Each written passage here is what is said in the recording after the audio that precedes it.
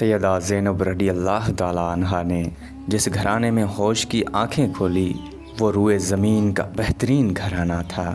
ان کے نانا سید الانبیاء محمد مصطفیٰ صلی اللہ علیہ وسلم تھے۔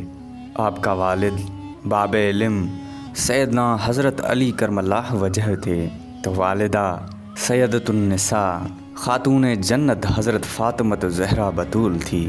ان کے بھائی جوانان جنت کے سردار سیدنا حسن رضی اللہ تعالیٰ عنہ، سیدنا حسین رضی اللہ تعالیٰ عنہ شہید کربلا تھے۔ روایات کے مطابق آپ جمادی الاول 5 ہجری میں پیدا ہوئیں۔ سرور عالم صلی اللہ علیہ وسلم نے خود ان کا نام زینب رکھا اور اپنا لعاب مبارک ان کے منہ میں ڈالا۔ حضرت زینب رضی اللہ تعالیٰ عنہا کی پرورش اور تربیت کا آغاز سرور کونین صلی اللہ علیہ وسلم حیدر قرار اور سیدۃ النساء کے زیر سایہ ہوا۔ رسول اکرم صلی اللہ علیہ وسلم حضرت زینب رضی اللہ تعالیٰ عنہا سے بے حد محبت فرماتے تھے۔ کئی مرتبہ حسین رضی اللہ تعالیٰ عنہ کی طرح وہ بھی حضور کے دوش مبارک پر سوار ہوئیں۔ سرور عالم صلی اللہ علیہ وسلم حجۃ الوداع کے لیے مکہ معظمہ تشریف لے گئے تو حضرت زینب رضی اللہ تعالیٰ عنہا بھی آپ کے ساتھ تھی۔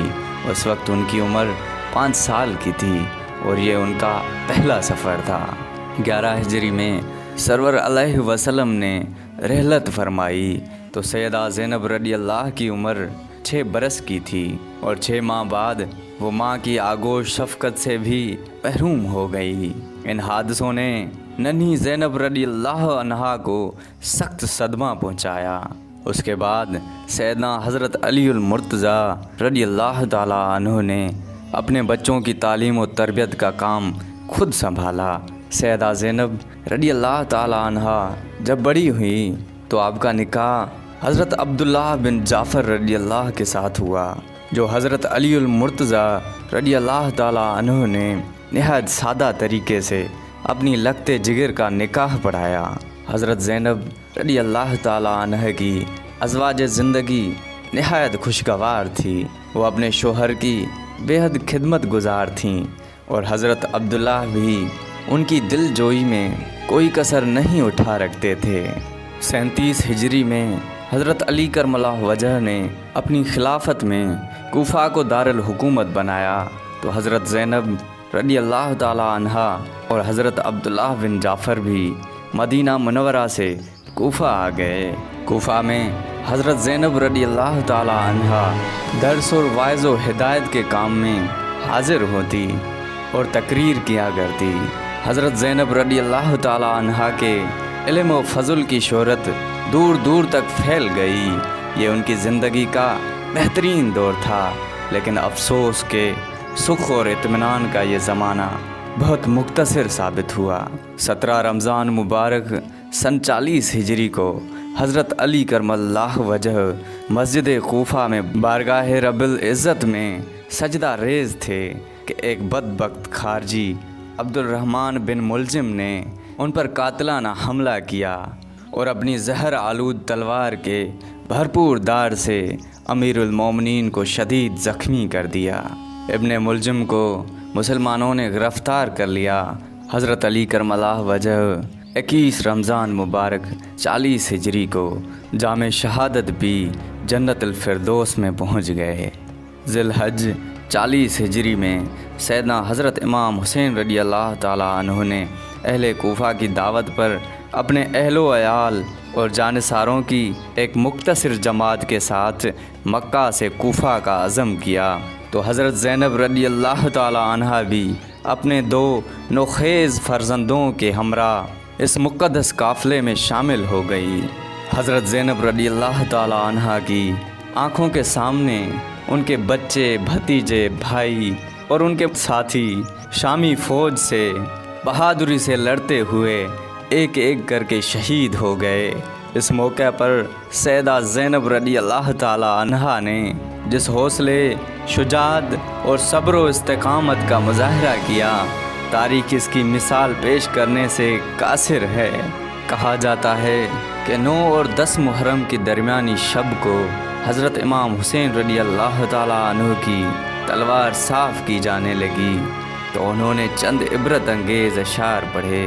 حضرت زینب رضی اللہ تعالیٰ عنہ قریب ہی تھی۔ یہ اشعار سن کر ان پر رخت طاری ہو گئی اور زبان پر یہ الفاظ جاری ہو گئے، اے کاش آج کا دن دیکھنے کے لیے میں زندہ نہ ہوتی۔ ہائے میرے نانا، میری ماں، میرے بابا اور میرے بھائی حسن رضی اللہ تعالیٰ عنہ سب مجھ کو چھوڑ گئے۔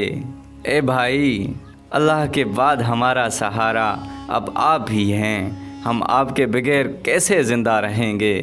امام حسین رضی اللہ تعالیٰ عنہ نے فرمایا، زینب صبر کرو، خدا سے تسکین حاصل کرو، خدا کی ذات کے سوا ساری کائنات کے لیے فنا ہے، ہمارے لیے ہمارے نانا رسول اللہ صلی اللہ علیہ وآلہ وسلم کی ذات مقدس نمونہ ہے، تم انہی کی پیروی کرنا۔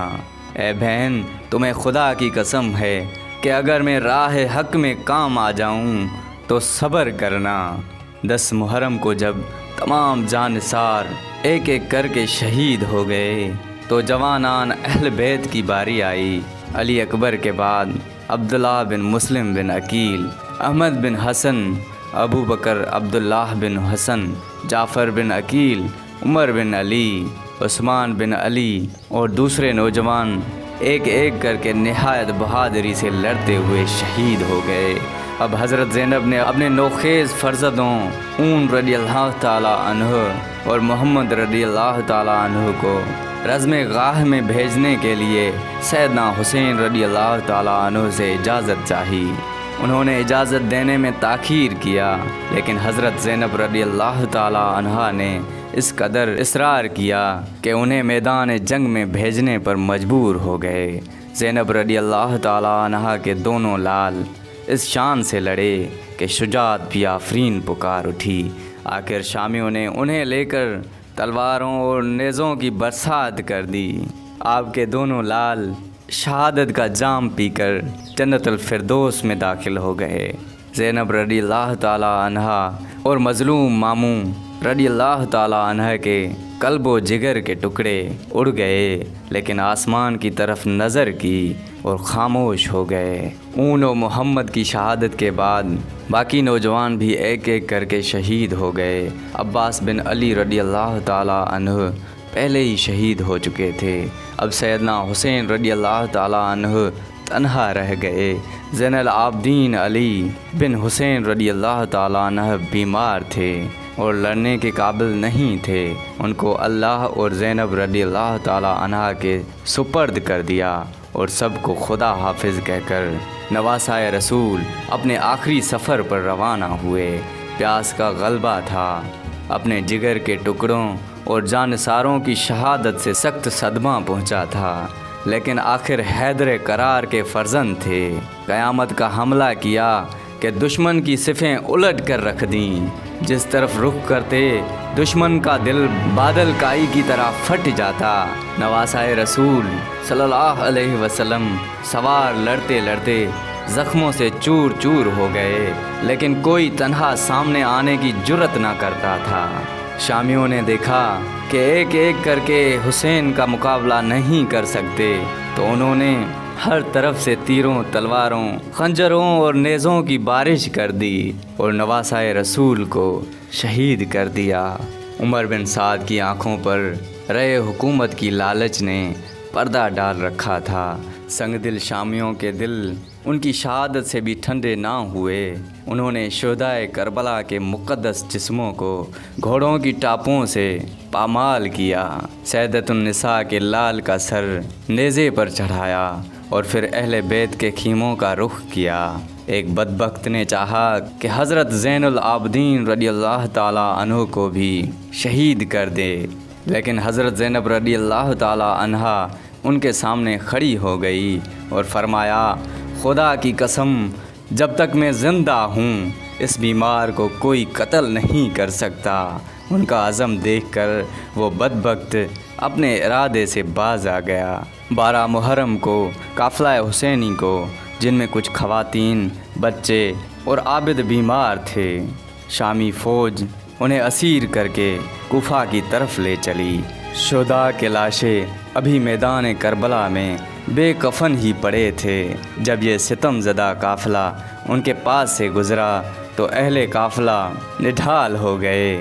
اس موقع پر حضرت زینب رضی اللہ تعالی عنہا کے جذبات ان الفاظ میں ڈھل گئے: اے محمد مصطفیٰ، آئیے دیکھیے آپ کے حسین کا خون آگشتہ لاشا میدان میں پڑا ہے، اس کا جسم پارا پارا کر دیا ہے۔ آپ کے گھرانے کی لڑکیاں رسیوں میں جکڑی ہوئی ہیں۔ اے میرے نانا، یہ آپ کی اولاد ہے جسے اتنی تکلیف سے گزارا جا رہا ہے۔ جب اسیران حق کا لٹا ہوا قافلہ کوفے میں داخل ہوا تو اہل کوفہ ہزاروں کی تعداد میں انہیں دیکھنے کے لیے جمع ہو گئے۔ ان میں سے بعض کی آنکھوں پر آنسو تھے۔ بے وفا کوفیوں کے ہجوم کو دیکھ کر شیر خدا کی بیٹی کو تاب ضبط نہ رہی۔ ان لوگوں سے مخاطب ہو کر فرمایا: لوگو، اپنی نظریں نیچی رکھو، یہ محمد رسول اللہ صلی اللہ علیہ وسلم کی لٹی ہوئی اولاد ہے۔ اس کے بعد انہوں نے اہل کوفہ کے سامنے ایک عبرت انگیز خطبہ دیا۔ ایسا معلوم ہوتا تھا کہ خود حیدر کرار تقریر فرما رہے ہیں۔ اللہ تعالیٰ کی حمد و ثنا کے بعد فرمایا: اے کوفیوں، اے مکارو، اپنی زبان سے پھر جانے والو، خدا کرے تمہاری آنکھیں ہمیشہ روتی رہیں۔ تم نے خود ہی میرے بھائی سے رشتہ بیعت جوڑا اور پھر خود ہی توڑ ڈالا۔ تمہارے دلوں میں کھوٹ اور دغا ہے۔ تم نے جو کچھ بھی کیا ہے بہت برا کیا ہے۔ تم نے خیر البشیر صلی اللہ علیہ وسلم کے فرزند کو، جو جنت کے جوانوں کے سردار ہیں، قتل کیا ہے۔ خدا کا قہر تمہارا انتظار کر رہا ہے۔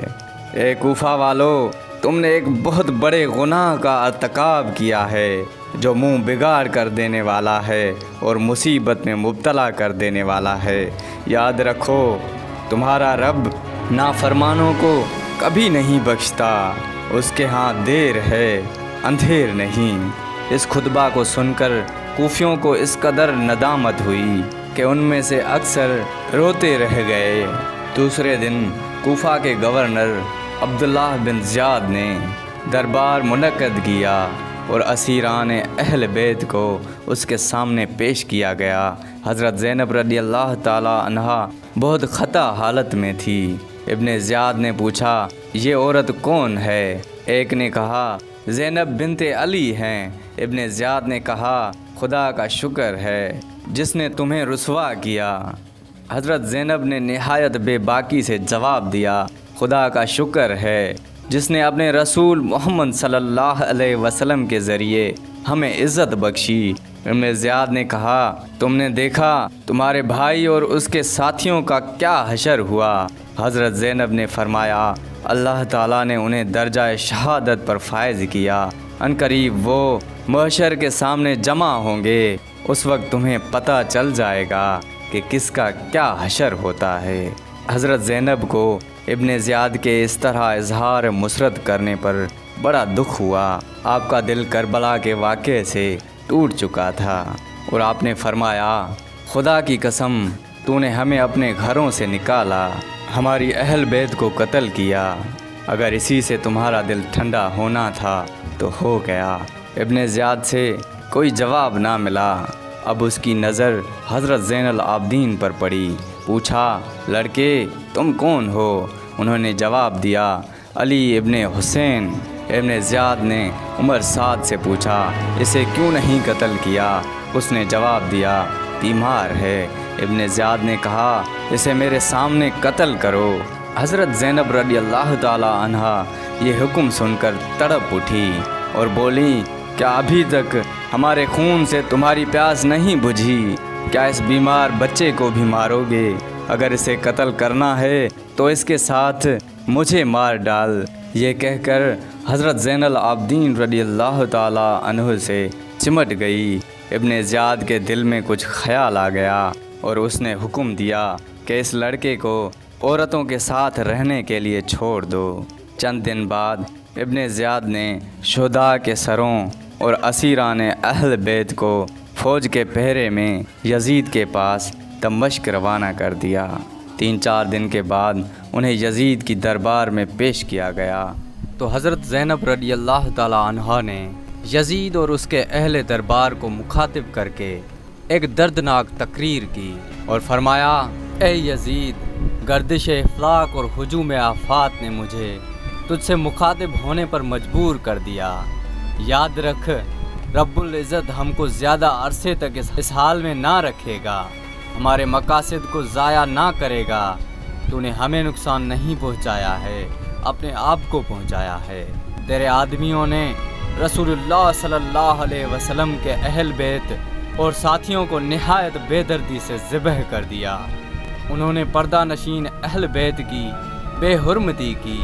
اے کاش تو اس وقت شہیدان کربلا کو دیکھ سکتا تو اپنی ساری دولت و وحشت کے بدلے ان کے پہلو میں کھڑا ہونا پسند کرتا۔ ہم عنقریب اپنے نانا کی خدمت میں حاضر ہو کر ان مصائب کو بیان کریں گے جو تیرے بے درد ہاتھوں سے ہمیں پہنچے ہیں، اور یہ اس جگہ ہوگا جہاں اولاد رسول اور اس کے ساتھی جمع ہوں گے۔ ان کے چہروں کا خون اور جسموں کی خاک صاف کی جائے گی، وہاں ظالموں سے بدلہ لیا جائے گا۔ حسین رضی اللہ تعالیٰ عنہ اور ان کے ساتھی مرے نہیں، اپنے خالق کے پاس زندہ ہیں اور وہی ان کے لیے کافی ہے۔ وہ عادل حقیقی نبی کی اولاد اور ان کے ساتھیوں کو قتل کرنے والوں سے ضرور بدلہ لے گا۔ وہی ہماری امید گاہ ہے اور اسی سے ہم فریاد کرتے ہیں۔ حیدر کرار کی بیٹی کی گرج سن کر یزید کو خوف محسوس ہوا کہ کہیں لوگ خاندان رسالت کی حمایت میں میرے خلاف نہ اٹھ کھڑے ہوں۔ اس نے خواتین اہل بیت کو اپنے خاص حرم میں ٹھہرایا اور چند دن بعد اہل بیت کو مدینہ منورہ روانہ کر دیا۔ جس دن قافلہ مدینہ منورہ میں پہنچا اس دن سارا مدینہ سوگوار تھا۔ ہزاروں لوگوں نے روتے ہوئے ان مصیبت زدہ مسافروں کی پیشوائی کی۔ حضرت زینب رضی اللہ تعالیٰ عنہا روضہ نبوی پر حاضر ہوئیں تو ان کی چیخیں نکل گئی اور زبان پر یہ الفاظ جاری ہو گئے، اے میرے پیارے نانا جان، میں آپ کے فرزند اور اپنے بھائی حسین رضی اللہ تعالیٰ عنہ کی شہادت کی خبر لائی ہوں۔ آپ کی اولاد کو رسیوں سے باندھ کر کوفہ اور دمشق کی گلیوں میں پھرایا گیا۔ اس وقت روضہ نبوی کے قریب جتنے لوگ موجود تھے سب حضرت زینب رضی اللہ تعالیٰ عنہا کی فریاد سن کر رونے لگے۔ پھر وہ اپنی والدہ ماجدہ سیدۃ النساء فاطمۃ الزہرا کے مزار پر گئیں اور اس درد سے روئیں کہ پتھروں کا کلیجہ بھی پانی ہوتا تھا۔ اس کے بعد وہ اپنے خاندان کے دوسرے لوگوں سے ملی۔ اس نے اپنی درد بھری داستان سنائی اور سب کو صبر کی تلقین کی۔ بے پناہ مصائب نے حضرت زینب رضی اللہ تعالیٰ عنہ کے دل و جگر کے ٹکڑے اڑا ڈالے تھے۔